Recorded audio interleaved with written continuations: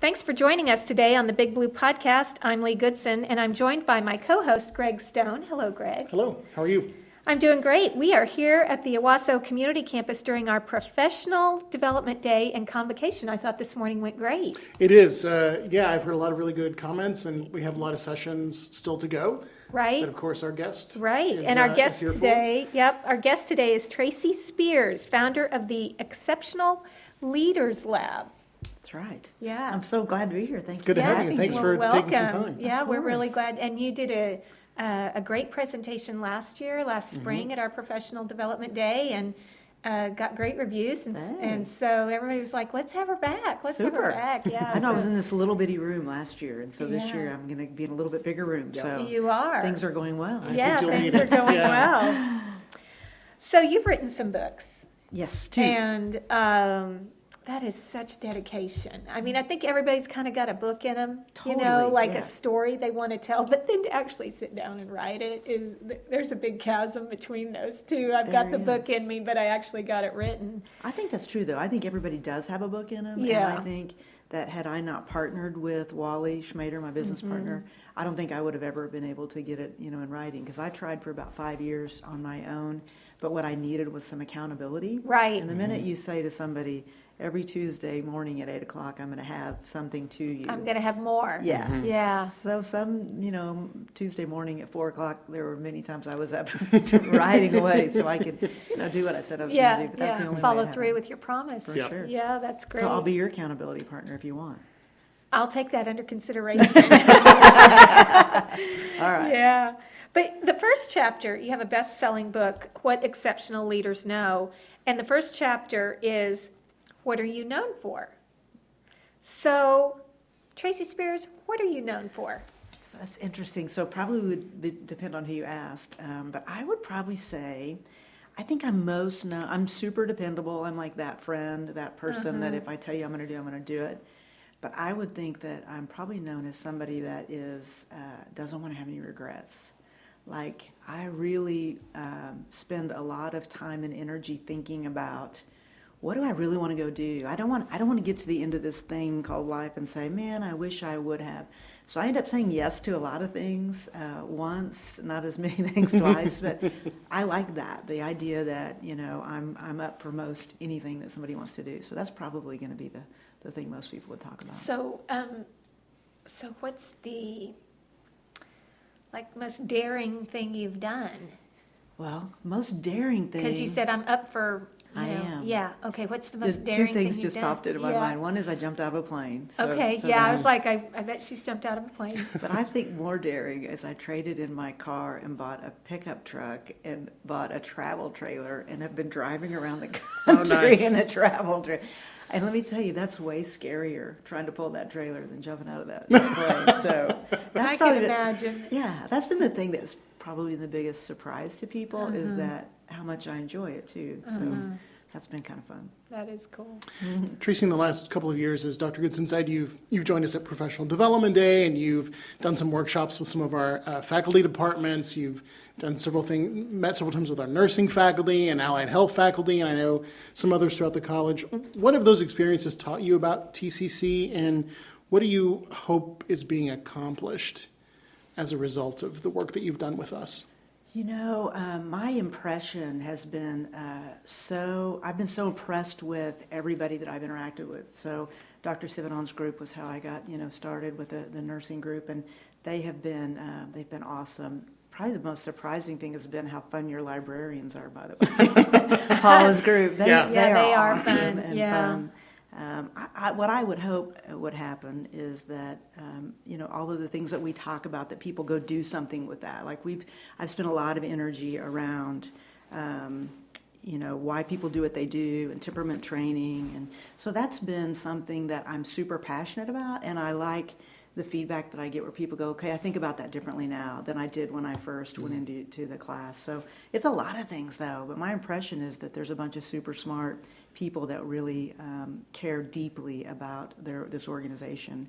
And that's been, and I don't always get that experience, so that's certainly been interesting. Nice. Yeah, I think, the mission, it's hard to, when people say, do you love what you do? I say, you can't beat the mission. I mean, you can't beat the mission. Yeah. Well, and everybody that I interact with, I feel that. So that's good. For you to know. I love that feedback. For sure. One thing is that people who work at TCC, but not maybe in senior or mid-level administrative positions, may not think of themselves as leaders. And sometimes we talk about peer leaders and how does that impact an organization. And you talk about how you find that people have such great pride in their work. Should they, and if so, how can they change their mindset about themselves as a leader? And what kinds of things can they influence within their organization? Well, you used the word that I would use to define leadership, which is influence. Okay. So I remember, the first time I went to a really big meeting, and there was a guy at the front of the room, and he was talking about leadership, and I was in my early 20s. And at that time, I was a producer, like I would be somebody that you would consider, as an employee and producing. And I thought that this talk wasn't for me because I was like, well, it's leadership. Leadership is the person that signs the check. Leadership is the person that's, making all the decisions. And he described leadership differently for me in a way that resonated. And it simply was, which is what you said, which is influence. And when I got my mind around that leadership is just how you influence people. And it doesn't matter what level you're in. It doesn't matter if they report to you or you report to them or if you're peers. I don't know, I think that really defines it, what action you would take.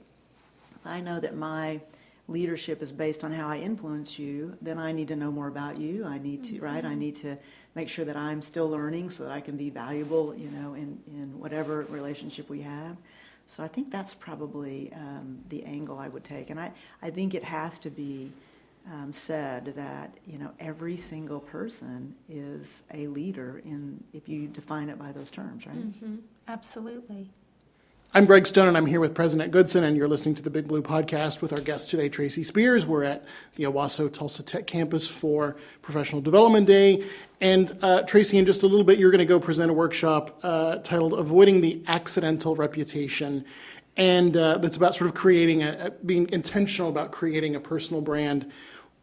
Give us sort of the 30,000-foot overview of that presentation and about why it's important to have that brand in higher ed and not just in the business sector. Because I think a lot of people, you mention the word brand, and people think corporate. And the whole point of this presentation is that it's not just that. Right. So what's the overview that you can give us? So when you think, the definition of brand could be, the feeling that you get about a person, place, or thing.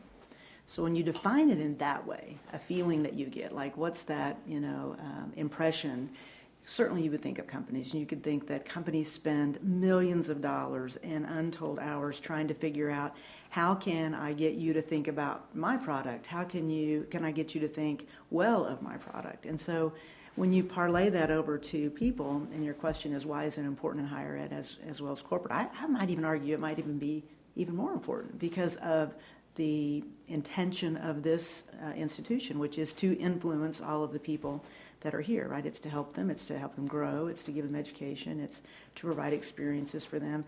I don't think if you don't get intentional about your own brand, what do you want to be known for, about how you're getting better in different areas, then I don't think you're inspiring anybody. And I don't think that, that is somebody that is going to have a long-term shelf life, right? It's going to be a super short, effect. So some people, you interact with them, you meet them, and you go, oh, gosh, man, they were great. And then all of a sudden you realize they're the same person they were 5 years ago or 10 years ago. And the people that come in these doors, you have some very young, progressive, amazing people walking in. You better stay relevant. And if you aren't relevant, you're probably not going to be able to hold their attention. So I think there's a lot of reasons and a case to be made that it might even be more important for your faculty, right? What do you think? Well, and certainly because, as someone who's spent a lot of time and still spends some time in the classroom, I'm hoping that's also something I'm imparting to my students too. Like, Sure. what do you want to be known for? It's not just about what outcomes you achieve in Comp 1 or, how successful you are in terms of your overall GPA. I mean, all that's really important, but it's really about building a bigger personal identity for those students to then go out into the workforce or to get their next degree and become that responsible member of our civic democratic society, Sure. So I feel like that's probably true, that that in order to pass that along to students, we need to be able to recognize that in ourselves. Yeah, how many faculty do you think have been asked the question, what do you want your students to say when they walk out of your classroom? We hear that when we first get hired. I don't know, maybe that's something you all do, but when you do that, then your focus is completely shifted to the students, right? Yeah. Believe me, I can tell from the people that I've met that a lot of people they have that mindset already.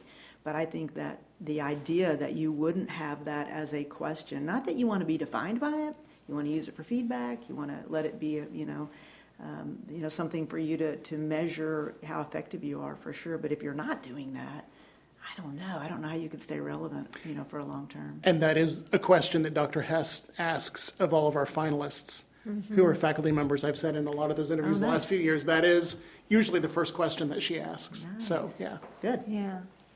You've got a lot going on. I do. Always. I Do do. you feel like you're twirling plates I sometimes? do. It's a sport, though. It is. Twirling plates is a Yes. sport. And it's fun. Yes. But, when we've had you join us in the past, people walk out of the room that you've been in and they're like, oh, wow, that was awesome. I'm so inspired. That was great. What kind of projects do you have coming up, and where can people learn more about you and your work? Just as a follow-up, because they get so inspired when they see you for the first time, or if they have another opportunity to benefit from your wonderful teachings. How do they continuously learn more about you?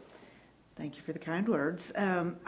So we have spent the last 12 months putting together an online course, trying Wow. to take a lot of that information that you experience when you're in one of our workshops, so that people can, as a follow-up, they can go and review that. So we created over 50, modules. Some of them are, a couple of minutes, nothing more than, 10 or 12 minutes, to just try to get those snippets. So that's one way that, we've been trying to stay connected with the people, after And they can I just leave. access those through your website. They can, yeah, TracySpears.com or ExceptionalLeadersLab.com. Either one, you can access it there. So we've been working hard on that. We've also been working hard on, we just released our second book. That's been going really well. So I've been out on the road. Congratulations. Thank you. It's been fun. So I'm going to brag for a minute, just because. Please. Okay, so you asked me what was next. Got picked up by a company to go do a gig in Dubai and Amsterdam Oh, wow. and Dublin. Yeah, so what's next for me is a little bit of airplane time. Yeah. So you can't take the travel trailer. Yeah, it's like you're not going to be able to take your Airstream with you, are you? No, Yeah. but I want to. Yeah. And I think that's why I like the travel trailer so much, right? Is that it's, I get to be on the ground for a little bit. So we've been really fortunate. Our, the material, Wally Schmader, my business partner, who is wicked smart and does he's such a great business partner, to be able to capture all of this in a way that I can then go deliver it. And so between the two of us, it's really been a fun ride for us. So we think we're just on the beginning, though. We feel like there's a lot more to do. It's exciting. That's great. Yeah, Thank looking you. forward to watching it. Thank you so much. We just have a minute or two left, but we want to end with the question that we always ask all of our guests, which is, if you could go back in time and give your 18-year-old self some advice, what would that be? What you think is stressful is not stressful. That's Yeah. I just remember being 18 thinking I had to hurry. Everything I had to hurry. I had to hurry and get to school. I had to hurry and get a job. I have to hurry. I just didn't enjoy anything. And I think if I were to, that would be what I would do differently. I had some really cool experiences through college and after that. Now I look back and I just kind of took it for granted, or it was just it's just something I have to do. I didn't really enjoy it. And I know now when I tell stories from that time, I'm like, oh my gosh, that was such an amazing time. And I just didn't appreciate it. So I think that would probably be what I would say. And take a year off before you go to college and go backpack no kidding. Europe, right? Yeah, or something like that. I had a friend whose daughter ended up graduating early from high school, and she's taking a year off just good. because she's not ready for college yet. Yeah, I think that experience, I hear the people that do that, it's good. You Or can't come learn- to a community college for Definitely. a couple of years before you Definitely. launch off, right? For sure. I think that's kind of a nice hybrid, before you do, It because you is. can make some mistakes. It was for my son. Yeah, good. Yeah, it was good. Well, you've been listening to the Big Blue Podcast. We want to thank our guest, Tracy Spears. Thank you so much for joining us this afternoon, for spending some time with us today. And we want to thank you for listening. Remember, you can catch the Big Blue Podcast each week in the week at TCC and on the Creativity channel at YouTube. Have a great afternoon.